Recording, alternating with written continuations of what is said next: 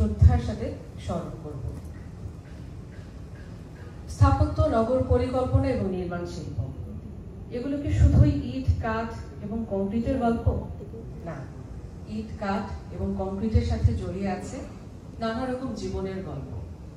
আর সেই জীবনের গল্পের সাথে ওতপ্রোতভাবে জড়িয়ে আছে অসংখ্য নারী স্থপতি, নারী প্রকৌশলী এবং নারী পরিকল্পনাবিদদের গল্প। এই গল্পগুলো গঠনে নারীদের অবদান কতটা গুরুত্বপূর্ণ তা আমরা অনেক সময় হয়তো বা স্বীকার করলেও প্রকৃতভাবে অনুধাবন করতে পারি না। তাই এই ধরনের আলোচনা সভাগুলো অত্যন্ত জরুরি। আলোচনা সভার মাধ্যমে আমরা চেষ্টা করব নারীদের অবস্থান আরো শক্তভাবে বুঝতে, নারীদের অবস্থানকে পরিষ্কার করতে এবং ভবিষ্যতে যে সমস্ত নারীরা এই জগতে পা রাখতে যাচ্ছেন তাদেরকে অনুপ্রাণিত করতে। আজকে যখন আমরা এই মুহূর্তে এই আয়োজনে অংশগ্রহণ করেছি, ঠিক এই সময়ে জেনেভাতে ইউএন হাই কমিশনের মানবাধিকার শীর্ষক একটি কনভেনশন অনুষ্ঠিত হচ্ছে।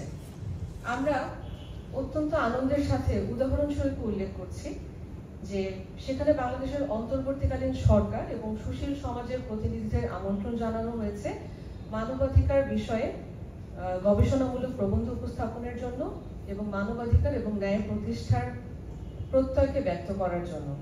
এবং আমাদের আইবির একজন সম্মানিত সদস্য এবং প্রাক্তন সাধারণ সম্পাদক স্থপতি ফারহানা শারমিন ইমু, যিনি গত 7 মাস নিরলসভাবে পরিশ্রম করে গেছেন আহতদের চিকিৎসার পেছনে যারা স্বেচ্ছাসেবী হিসেবে কাজ করছেন তাদের সাথে, এবং তাদের প্রতিনিধি এবং সুশীল সমাজের প্রতিনিধি হিসেবে উনি এই মুহূর্তে জেনেভায় বক্তব্য রাখছেন।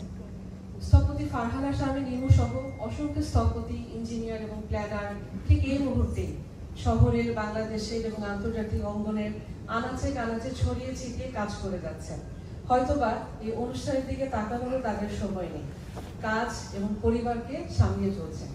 সেই সকল নারীদেরকে সম্মান জানিয়ে শ্রদ্ধা জ্ঞাপন করি আমাদের আজকের আয়োজন। এবং সেই সাথে আমি আরো উল্লেখ করতে চাচ্ছি যে গত মঙ্গলবার আমাদের দেশের প্রখ্যাত স্থপতি লাইলুন নাহার ইকরাম আমাদেরকে ছেড়ে পরপারে পাড়ি জমিয়েছেন। ইন্না লিল্লাহি ওয়া ইন্না ইলাইহি রাজিউন। গত মাসের মঙ্গলবার, 1 মাস আগে। আমরা তাকে আজকে শ্রদ্ধার সাথে স্মরণ করছি।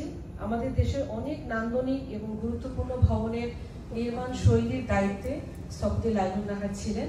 তাদের ভিতর অন্যতম হচ্ছে ঢাকার নগর ভবন, উন্মুক্ত বিশ্ববিদ্যালয়, আগারগাঁয়ের এলজিআরডি ভবন, বাংলাদেশ ব্যাংক সহ আরো অনেক গুরুত্বপূর্ণ প্রকল্প। তার পরিবারের সদস্যরাও আজকে আমাদের সাথে উপস্থিত আছেন। আমরা আর দেরি না করে আমাদের মূল অনুষ্ঠানে চলে যাচ্ছি। আপনাদের সকলকে শুভকামনা জানিয়ে এই অনুষ্ঠানের আমন্ত্রণ করি। ধন্যবাদ।